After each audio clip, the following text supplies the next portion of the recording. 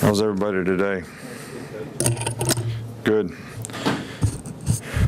Well, you know, so far this week, I think that there's been good things, and then there's been things that we'd like to do better. But I think what it comes down to is consistency and performance. You know, we'll have some guys, maybe some units play really well one day, and I don't know if it's getting a little bit satisfied, but then they don't seem to have the mental intensity the next day, and another unit or somebody else does a little bit better. And I think there's a lot of teams out there that want to beat Alabama, and I think consistency and performance, I don't care what you feel like or whatever, to choose to do the things you need to do to be the best player you can be every time you get an opportunity to improve is what we need to be focusing on. And consistency and performance is what defines success. And if you want to be successful, you need to be more consistent in your approach to how you go about doing things, what you do, how you do it, every day, every opportunity you get a chance. So, you know, that's kind of what we're really, you know, kind of trying to focus on. In the scrimmage on Saturday, obviously, we got a few more guys nicked up, so we'll get a chance to look at more players. But I think the same thing goes in the scrimmage. You know, who can play with the kind of intangibles that we want to play with? Coach is not out there getting on you to run to the ball. Coach is not out there to finish plays, tell you to finish plays. Nobody's telling you what to do.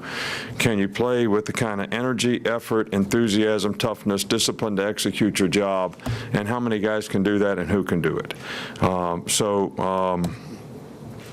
You know, that's going to be what we're going to try to accomplish. You know, I think just to make a comment, I was really pleased and proud of the way our guys handled the White House trip yesterday. It was a really positive experience for them. Like I said yesterday, you know, going to the White House is really a special invitation and a special event. And a lot of our players haven't ever been to Washington, D.C. to see a lot of the things that, you know, sort of represent a lot of traditions in our country. So I think the players enjoyed it, and I was certainly pleased with the way they represented the University of Alabama themselves and their families. You know, I don't think we have any new injuries or anything to report. One thing I like to make comment about, the clinic's coming up. We have some great speakers, you know, coming in here for this clinic. We try to have the best clinic in the world, in the country, any place around, as one of the ways that we have an opportunity to thank and pay back high school coaches for what they do to promote our game, to inspire players to play our game, to develop players so that you know, there's some people out there, because of high school coaches, high school coaching programs, and the teaching that they do, that we've been able to recruit here and play pretty well with. And this is the one opportunity we have to show our appreciation for that, so to do a great job with the clinic, to try to help them in their professional development is, you know, certainly something that we really are excited about doing. I don't necessarily agree with the rule that we have that other high school coaches can't speak in your clinic. I think it's good for them to share professional knowledge, you know, that helps the development, you know, of other colleagues. But it is what it is, and but we've got a really good lineup of, you know, great coaches: Doug Peterson, Mike McCarthy, Dana Holgram, Kevin Elko, Jeff Collins, Neil Brown, Ron Zook. We got a lot of really good, you know, speakers here, high school, college, not high school, but college and pro. So, and our staff will do a really good job of trying to help those coaches as well. Starting back with Cecil. Coach, we asked Saturday about the offensive line, and it was hard for you to have a impression just coming straight off the field, but have you had a chance to review how they played and how they progressed so far this spring? You know, I read in the paper today how the defensive line took advantage of them in pass rush. I don't know where that came from. I don't know where you got your information from. So I don't know why I should have to comment about it. It seems like you guys already know. You got your secret information. You know, somebody's going to cost somebody their job around here, because if I find out that anybody's ever telling you guys something they ain't supposed to tell you, it's not going to be good. But I thought the offensive line really did a pretty good job in the scrimmage, to be honest with you. We moved the ball effectively, had a lot of passing situations where the defensive guys got to tee off on them and run a lot of pass rush games. So maybe we got a little more, pressure, but we got a couple guys that are pretty good rushers. So it's good that they challenged each other, but we also made a lot of explosive plays on offense throwing the ball. So might not have been as consistent as we'd like for it to be in pass protection, but it was still pretty good. But I mean, I think, maybe you might be able to get more information from some of your colleagues. They seem to have it.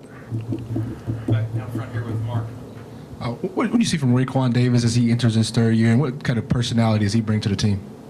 Well, I think when Raekwon is really motivated and wants to play and gets excited about playing and plays with good technique and has the mental intensity that we'd like for him to have, he's really a consistent performer and plays really well. But I think that's the challenge, to get him to play with that kind of consistency all the time. And he's played a lot of good football here, and we want him to continue to improve, and I think he has. In the middle with Michael. Yes, how would you assess the defensive backs at this point in spring? Well, we have a lot of inexperienced guys there, so it's been a little bit of a work in progress, and I think guys have made improvement. Are we where we need to be? Not really. We got a long way to go. Am I disappointed in the progress? No. But, I really enjoy the challenge of trying to coach the guys, Trayvon missed 4 or 5 practices, but he's back practicing now, so I think that'll be good for his development. But all in all, we've got some young players coming in, and there's no doubt that we're going to have to use some of those guys for some depth at some of our positions in the secondary. Over here on the right with Charlie. How have you seen both Mack Wilson and Dylan Moses kind of step up, both on and off the field, as the signal callers of your defense? Well, I think both of those guys have, really good ability. And I think the same old theme, because it's a theme with me and the team, is their consistency in terms of the mental energy and intensity and leadership that they show on a consistent basis. They do it at times, but it's a little bit up and down. All right, so, that's we got to strive for that with those guys too. And I think that's really important, because I think when they're vocal and make calls, it really impacts and affects all the other guys on the defense and helps them play better. And I think that comes from confidence, which I think the more they play, the more confidence they'll get. Because even though we look at them as guys that are starters, both of them started a couple games last year because of injuries, and then they got injured themselves. So they weren't able to play as much as they could have played and would have played.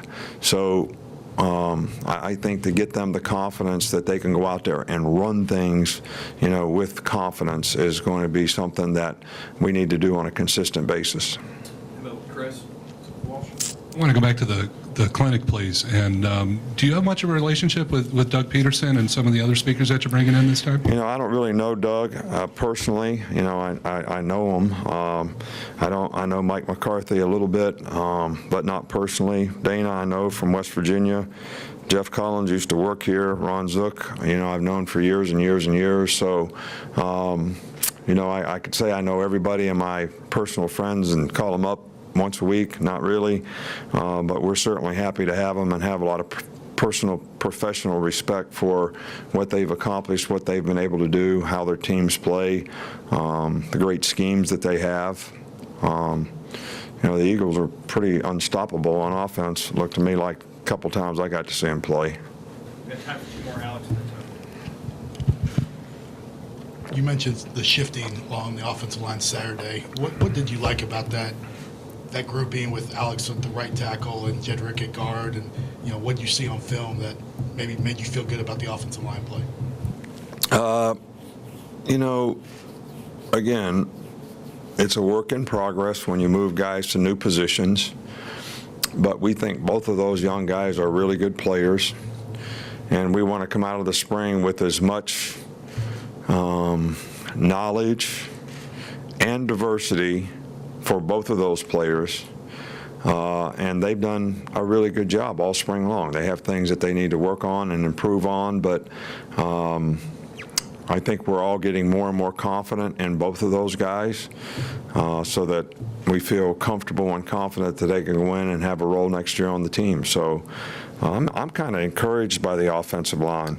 You know, we have a lot more experience, we have a lot more knowledge, we have a lot more leadership, you know, on offense right now, and I think it starts with the offensive line, and I think that's going to have to be one of the strengths of our team next year.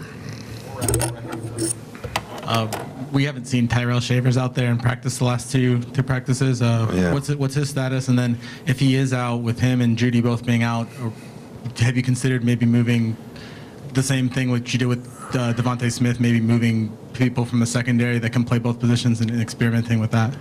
No, we haven't considered that because we don't really have enough defensive backs. I think Trayvon Diggs, who played receiver here before, probably could do that, but we don't have enough guys in the secondary. So,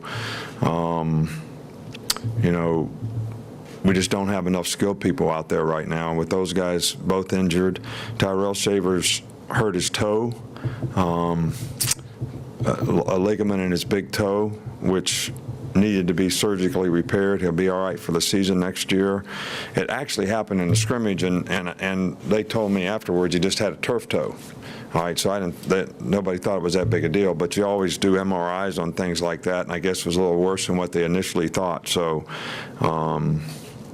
he'll be out for the rest of the spring. Jerry will be out for the rest of the spring. We just, you know, I said this before, we don't have as many guys out there as we usually have, and we have more guys that are out because of injuries than we usually have. Thanks, Coach. All right, thank you.